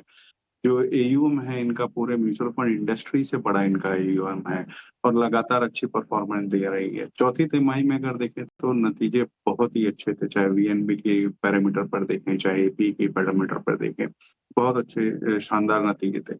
मेरे हिसाब से मध्यम अवधि में कोई खरीदारी करता है तो करीब करीब 1200 के टारगेट इसमें आ सकते हैं। दूसरे एक हालिया की लिस्टिंग है सीमेंस एनर्जी। अगर आप उसमें देखें तो डिकार्बोनाइजेशन में, पावर जनरेशन में, पावर इवैक्यूएशन, ग्रिड, EPC, ये सारे में एक बड़ी नाम है उसमें। और क्लीन एनर्जी जैसे कि ग्रीन हाइड्रोजन और बैटरी स्टोरेज में भी बड़ा काम कर रही है। उसके अलावा अगर आप देखेंगे तो न केवल भारत में बल्कि साउथ अफ्रीका, भूटान, नेपाल, सारे देशों में उनका कारोबार फैला हुआ है। नए बिजनेस लाइन जैसे PM इलेक्ट्रोलाइजर वगैरह में जा रही है। ऑर्डर बुक करीब करीब 15,000 करोड़ की है, जो करीब 2 टाइम्स एस्टिमेटेड रेवेन्यू की है। और मुझे लगता है ये स्ट्रॉन्ग ग्रोथ में है ये कंपनी।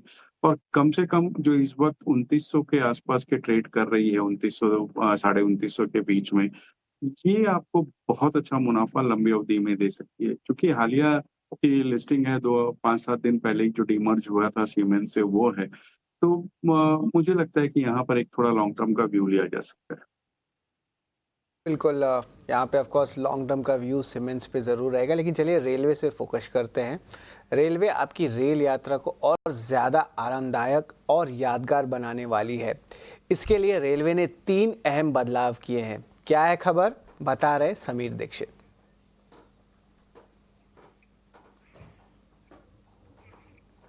बिल्कुल, रेलवे सेक्टर में पैसेंजर टिकट बुकिंग से लेकर के रिजर्वेशन चार्ट तक कई बड़े बदलाव होने जा रहे हैं। सबसे पहला बड़ा बदलाव है पैसेंजर रिजर्वेशन चार्ट को लेकर के। अभी जो रिजर्वेशन चार्ट तैयार होता है, कंफर्म्ड चार्ट, वो ट्रेन डिपार्चर के 4 घंटे पहले तैयार होता है।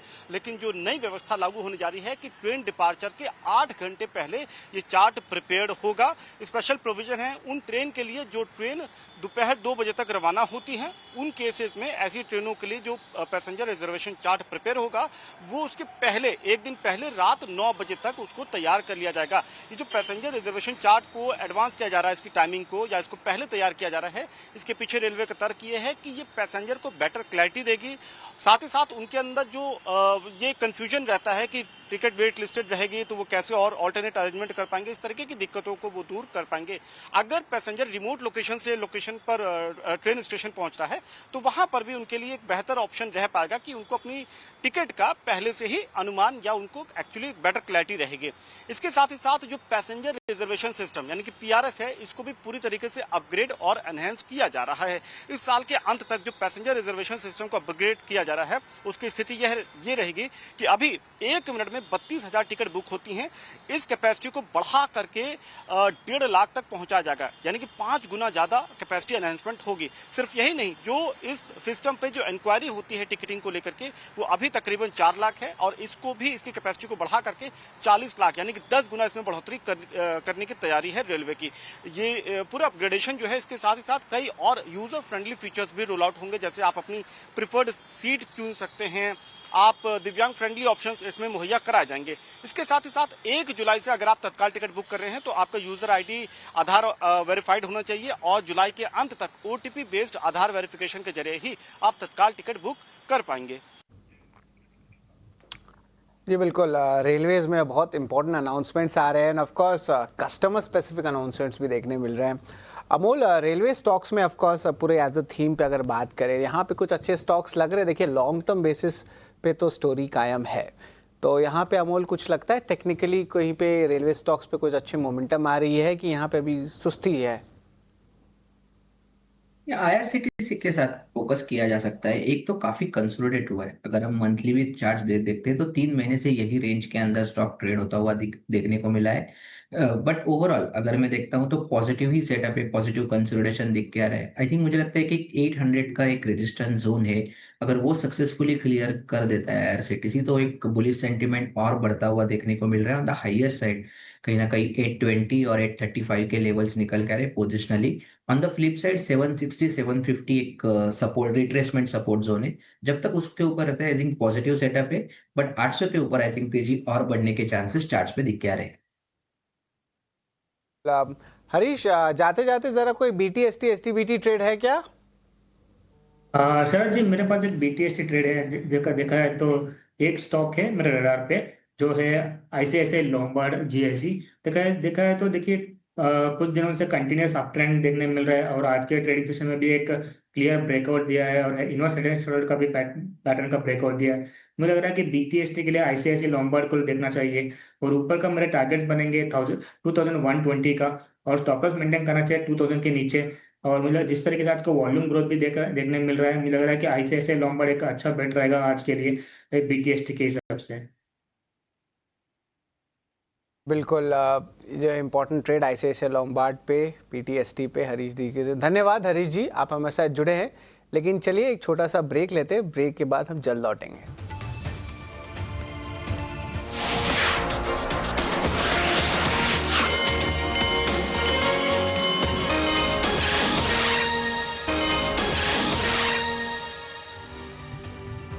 क्लोजिंग कॉल में आपका फिर से स्वागत है। बाजार में हम देख रहे हैं कि लोअर लेवल से थोड़ी सी बाइंग जरूर आई है और 112 अंक नीचे इस वक्त है। निफ्टी 25,500 के ऊपर निकलकर कारोबार कर रहा है। फिर से निफ्टी बैंक की गिरावट की बात करें, 125 अंकों के आसपास की हल्की गिरावट, 0.25% नीचे निफ्टी बैंक कारोबार कर रहा है। लेकिन आज गिरते हुए बाजार में, आज एक रेंज के बाजार में ऐसा शेयर है जिसने धूम मचा रखी है और वो शेयर है एलेंबिक फार्मा का। इंट्राडे में शेयर करीब करीब 13-14% चल गया था, हालांकि थोड़ा सा नीचे आया है, बट अभी भी करीब करीब 8 से 9% के आसपास की तेजी शेयर में हम देख रहे हैं और NSE 500 का सबसे ज्यादा चढ़ने वाला ये शेयर है। लेकिन शेयर में गर्मी क्यों है, जरा ये समझ लेते हैं। हमारी सहयोगी सृष्टि शर्मा हमारे साथ जुड़ गई हैं। सृष्टि, बेहतरीन सत्र एलेंबिक फार्मा के लिए, जरा बताइए ट्रिगर्स क्या बने हैं? जी हाँ, एलेंबिक फार्मा में आज 13% की दमदार तेज़ी देखने को मिली है। इसके पीछे की वजह ये है कि कंपनी को US FDA से जो है एक कैंसर ड्रग का अप्रूवल मिला है। बट क्या है इसके मायने और क्या इस खबर के दम पे 13% का उछाल जस्टिफाइड है, आइए समझते हैं। तो सबसे पहले ये जो ड्रग है कैंसर के ट्रीटमेंट में यूज़ होगी। अब इस ड्रग का पूरा मार्केट साइज यूएस में बताया जाता है लगभग 250 करोड़। और जानने वाली बात यह है कि ऐसा नहीं है कि सिर्फ एलेम्बिक फार्मा इस दवा को बेचेगा, ऑलरेडी यहाँ पे 5 से 6 प्लेयर्स मौजूद हैं, जिसमें कि लुपिन, सन फार्मा, ऐसी कंपनियाँ ऑलरेडी ये ड्रग जो है यूएस में बेच रही हैं। साथ ही साथ अगर हम ये भी माने कि देखिए अगर यहाँ पे एलेम्बिक फार्मा एक नई एंट्री जो लेता है इस पूरे सेगमेंट में और 10 से 15% मार्केट शेयर लेता है, तो उम्मीद करते हैं कि इससे 30 से 40 करोड़ सालाना आधार पे कंपनी मुनाफा कमा पाए। अब जानने वाली बात यह है कि देखिए ये न्यूज़ तो पॉजिटिव है, बट इससे इतना बड़ा इम्पैक्ट नहीं होगा कंपनी के फाइनेंशियल्स नंबर पर जितना स्टॉक में एक्साइटमेंट दिख रहा है, क्योंकि इस 250 करोड़ के मार्केट कैप वाली पूरी ड्रग के सामने अगर एलेम्बिक फार्मा के स्टॉक का मार्केट कैप एडिशन देखें तो वो 2500 करोड़ से बढ़ता हुआ नजर आया है। जानने वाली बात यह है कि जी हाँ, ये न्यूज़ तो पॉजिटिव है, बट क्या 13 से 14% का मूव जस्टिफाइड है, उस पर एक क्वेश्चन मार्क ज़रूर है। अब अगर हमने समझा कि एलेम्बिक फार्मा मीडियम से लंबी अवधि में किस तरीके से परफॉर्म कर सकता है, तो जी हाँ, एनालिस्ट का भरोसा वहाँ पर ज़रूर है, क्योंकि एनालिस्ट ये ज़रूर मानते हैं कि कंपनी के आने वाले जो नए लॉन्चेस हैं, कंपनी ने ये भी बोला है कि चलिए हम 15 नए लॉन्चेस नीश सेगमेंट में लॉन्चेस, जो कि ये पर्टिकुलर ड्रग का भी जो लॉन्च है वो काफ़ी कॉम्प्लेक्स प्रोडक्ट है, इसमें कंपनी ने अपनी निर्भरता और साथ ही अपनी कैपेबिलिटी दिखाते हुए वो लॉन्च ज़रूर किया। बट आगे चल के ये सब चीज़ें फैक्टर इन करने के बाद एनालिस्ट लोगों का क्या मानना है, वो इस कंपनी में पॉजिटिव ज़रूर है, पर सभी एनालिस्ट अपने टारगेट प्राइसेस सामने रखते हैं कोई स्टॉक के। उनका मानना है कि 1011 रुपये तक, अगर हम कंसेंसस ब्लूमबर्ग का एस्टिमेट लें तो 1011 रुपये वो एक स्टॉक का भाव बता रहे हैं।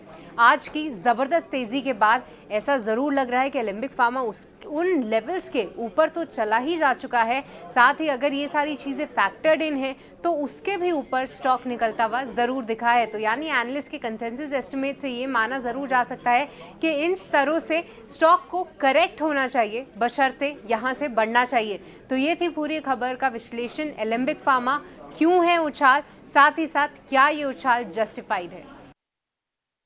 सृष्टि, तो तेजी तो है, लेकिन जितनी तेजी इंट्राडे में हुई वो जस्टिफाइड नहीं थी। ऑलरेडी मतलब इसका मार्केट है $29 मिलियन का, लेकिन प्लेयर्स उसमें हैं, तो फ्रेगमेंटेड है मार्केट और पूरा का पूरा बेनिफिट सिर्फ एलेम्बिक फार्मा को नहीं मिलेगा। तो ये चीज़ है। उसके बाद आप देखिए कितनी 1107 रुपये तक ये शेयर चला गया था, लेकिन हमने जब ये खबर दिखाई, रीजंस दिखाए कि क्यों जस्टिफाइड नहीं है, उसके बाद धीरे धीरे करके ये शेयर नीचे आए हैं और अब 6.5% के आसपास के गेंस इसमें रह गए हैं एलेम्बिक फार्मा में। राजेश जी, एक व्यू आपसे चाहिए एलेम्बिक फार्मा के शेयर पर। लगा सुबह कि नहीं, काफ़ी ज़्यादा पॉजिटिव डेवलपमेंट है, शेयर में बेहतरीन उछाल, लेकिन अब आधे ही गेंस बाकी रह गए इसमें। अभिषेक जी, मुझे लगता है कि ये गेंस भी जिनके पास आ रहे हैं उन्हें एक बार मुनाफा वसूली कर लेनी चाहिए, क्योंकि जैसे आपकी सहयोगी अभी बता रही थी, हम भी इस बात से पूरी तरीके से सहमत थे कि 250 करोड़ का मार्केट कैप है, मार्केट शेयर है उस प्रोडक्ट का, जिसमें कई प्लेयर्स ऑलरेडी हैं, और यहाँ पर आप देखो तो मार्केट कैप ही कई गुना 2500 गुना के आसपास बढ़ गया है। तो ये थोड़ा सा बैठ रहा नहीं है सामंजस्य। और सबसे बड़ी बात है कि अक्सर हमने ऐसे देखा है कि खबरों के बाद एक बड़ी उछाल आती है और फिर जब फैक्ट रियलाइज होते हैं तो वहाँ कूल डाउन होता है। तो इस वक्त मैं मुनाफा वसूली की सलाह दूंगा।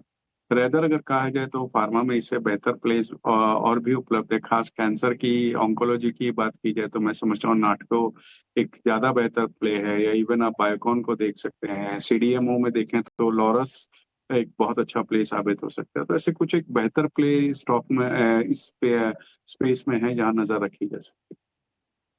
ठीक है, कुछ नाम बताए हैं आपके लिए राजेश जी ने, आप उन पर नजर रखिए। चलिए फार्मा स्पेस में और कुछ शेयर देखिए अच्छे से रेट भी कर रहे हैं। आज हम देख रहे हैं कि नेटको फार्मा हुआ, लॉरस लैब्स हुआ, बढ़िया बाइंग हो रही है।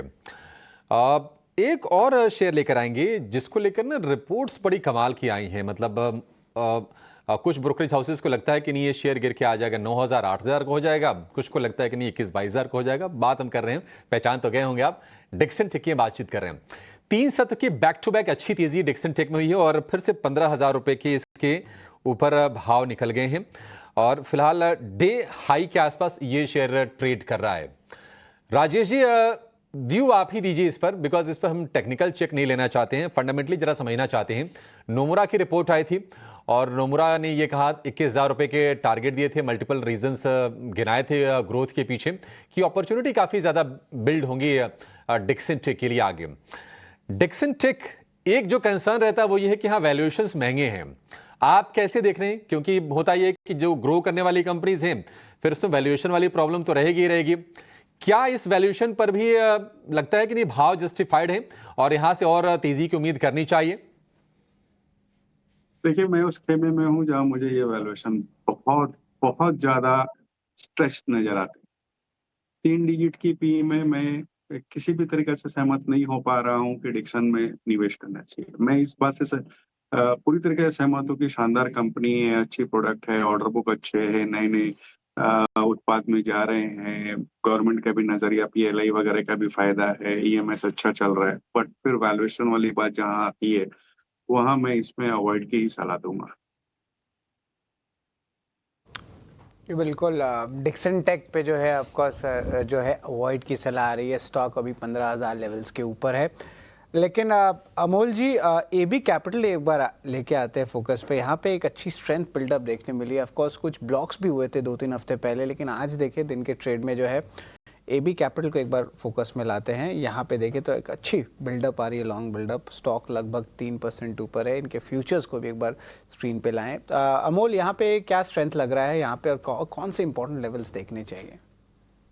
आई थिंक जबरदस्त अप ट्रेंड है। अगर ये क्वार्टर में अगर हम देखते हैं तो 49% स्टॉक चला है, और अगर हम डेली चार्ट्स पे देखते हैं तो कंसिस्टेंटली स्टॉक ने higher high higher lows formation maintain रखे। थोड़ा सा ओवरबॉट जरूर है, बट अभी भी कोई पैटर्न के हिसाब से अगर मैं देखता हूँ तो कोई भी रिवर्सल के चांसेस नहीं देख रहे, तो ट्रेंड के साथ बने रहना चाहिए। मुझे लगता है 270 268 इमीडिएट सपोर्ट जोन रहेगा। जब तक उसके ऊपर है, आई थिंक ये बुलिश सेटअप जो बना हुआ है वो कहीं ना कहीं कंटिन्यू होता हुआ हम देख सकते हैं। ऑन द हायर साइड अगर ये टेक्निकल बाउंस बैक ये रैली कंटिन्यू रहती है तो ऑन द हायर साइड कहीं ना कहीं ये स्टॉक 285 290 की तरफ बढ़ता हुआ हम देख सकते हैं। जी बिल्कुल। Rajesh ji, of course private banking space की बात करें तो यहाँ पे पीएसयू बैंक्स और प्राइवेट बैंक दोनों ही स्पेस में जो है कह सकते हैं कहानी दोनों साइड अलग है। ऑफ कोर्स बैंक्स में लास्ट वीक अच्छी रैली भी देखने मिली, और थोड़ी देर पहले एक बहुत जो है बेहतरीन एनालिसिस जो है मानसी ने किया था जुलाई मंथ को लेके। तो आईसीआईसीआई बैंक पे एक बार नज़र डालते हैं। यहाँ पे जो है ऑफकोर्स देखिए पिछले 9 साल में 7 साल में जो है जुलाई में पॉजिटिव रिटर्न्स आईसीआईसीआई बैंक के देखने मिले हैं। राजेश जी जरा अगर बताएं आईसीआईसीआई बैंक किस तरह प्लेस्ड है? देखिए, अपने 52 वीक हाईज के बहुत करीब ये स्टॉक है, और मुझे लगता है कि अगर बहुत छोटी अवधि में ध्यान देना हो टेक्निकली, क्योंकि मैं टेक्निकल नहीं करता हूँ, फिर भी अब बहुत छोटी अवधि में देखना हो तो अगर ये 52 वीक हाई क्रॉस कर जाता है उसके बाद ही पोजीशन लेनी चाहिए। लेकिन मध्यम से लंबी अवधि में शानदार बैंक, अच्छे नंबर्स, डिपॉजिट ग्रोथ अच्छी है, और जैसा मैंने कहा कि आरबीआई की लिक्विडिटी इन्फ्यूजन के बाद, इंटरेस्ट रेट कट आने के बाद मुझे लगता है कि ये सारे बैंकिंग स्पेस अच्छा आउट परफॉर्म करेंगे। लेकिन प्राइवेट सेक्टर बैंक में मुझे लगता है पर्सनली ये कि एचडीएफसी बैंक ज्यादा बेहतर स्थिति में है आपको रिटर्न देने के, क्योंकि अगर आप देखो तो मर्जर के बाद 8 सबसे बड़े बैंक वर्ल्ड ओवर में हो गया है। एनआईएम्स अच्छे हैं, एसेट क्वालिटी अच्छी है, और बावजूद इसके कि अब न्यू हाइस पे जा रहा है, मुझे लगता है वैल्यूएशन अभी भी कंफर्टेबल है। तो आईसीआईसीआई बैंक, एचडीएफसी बैंक दोनों ही मध्यम से लंबी अवधि के लिए एक अच्छा निवेश साबित हो सकते हैं।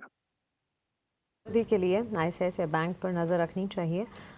एक तो आरईसी पीएफसी के चार्ट्स को देखते हैं, और बाकी गोल्ड फाइनेंसिंग में भी एक अप मूव देखने को मिला है। मुथूट फाइनेंस के स्टॉक में करीब 2% की तेज़ी।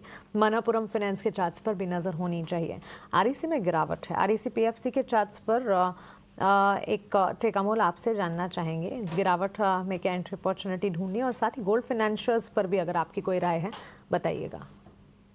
ये बिल्कुल आरईसी में आई थिंक रिवर्सल के लिए वेट करना चाहिए। थोड़ा सा कंसोलिडेट हो रहा है, काफी दिन हो गए स्टॉक इसी रेंज के अंदर फंसा हुआ देखने को मिल रहा है। मुझे लगता है 410 का एक क्लोजिंग इंपॉर्टेंट है। अगर 410 का एक रेजिस्टेंस जोन क्लियर कर देता है तो बुलिश साइड का मोमेंटम और बढ़ने के चांसेस चार्ट्स में दिख के आ रहे हैं। तब तक आई थिंक थोड़ा वेट एंड वॉच का अप्रोच रहेगा। अगर हम मुथूट फाइनेंस के बारे में बात करें, मुथूट फाइनेंस एक बड़े रैली के बाद स्टॉक में कंसोलिडेशन देखने को मिला है। आज जरूर 2% अप है, बट ये रेंज ब्रेक होना एक इम्पॉर्टेंट है। मार्केट भी थोड़ा सा दबाव में है ऊपरी लेवल पे, तो मैं एक रेंज ब्रेकआउट के लिए वेट करूंगा। आई थिंक 2650 2670 के ऊपर अगर ये स्टॉक ट्रेड होता है तो मुझे लगता है कि फिर ये पॉजिटिव एक्शन और बढ़ने के चांसेस ज्यादा लग रहे हैं। ऑन द फ्लिप साइड 2500 एक कंसिस्टेंटली सपोर्ट जोन रहा है मुथूट फाइनेंस के लिए। आई थिंक वो सपोर्ट लेवल के आसपास आता है, तो आई थिंक वहां पे एक रिवर्सल फॉर्मेशन आता है, तो ही एक बाइंग अपॉर्चुनिटी डेवलप होती हुई दिख रही है। फिलहाल वेट एंड वॉच का अप्रोच रहेगा।